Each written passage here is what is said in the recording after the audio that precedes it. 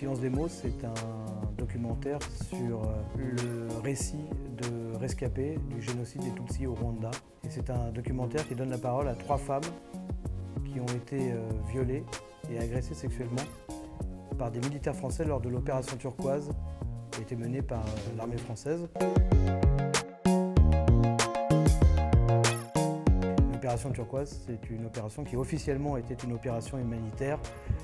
À la fin du génocide, après 3 mois de génocide des Tutsis, les Français sont arrivés au Rwanda fin juin 1994 pour sécuriser officiellement 2 camps de réfugiés.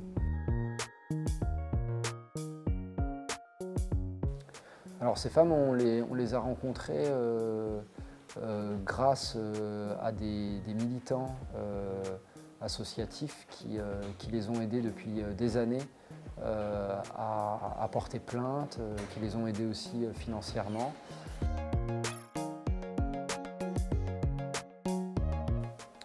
Et puis surtout, nous n'avions pas envie de faire de ces femmes uniquement des victimes.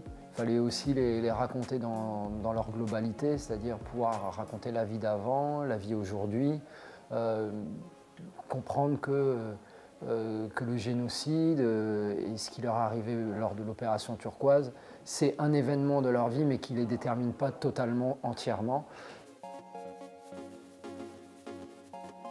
La pudeur dans ce film, elle est dans la forme du documentaire, c'est-à-dire qu'on laisse la parole à ces femmes, on laisse des silences, on écoute la nature, on regarde la nature et on s'imprègne aussi quelque part de tout ce qu'elles viennent de nous dire.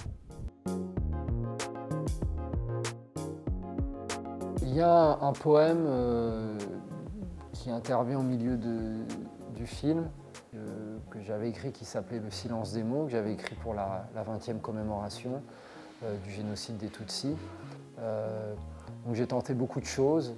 J'avais envie d'une parole qui puisse permettre un contrepoint par rapport à ce qu'on pouvait entendre du récit de ces femmes.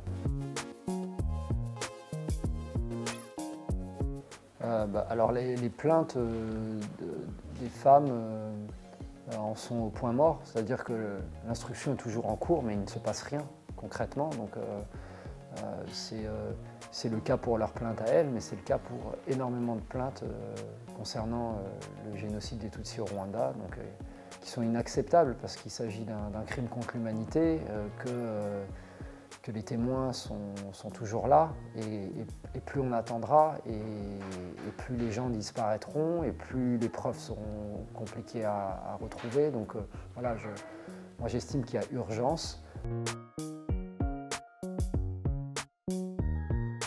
Je suis très content des avancées diplomatiques qu'il y a eu ces derniers mois entre la France et le Rwanda, du rapport du Clerc, du déplacement d'Emmanuel Macron au Rwanda.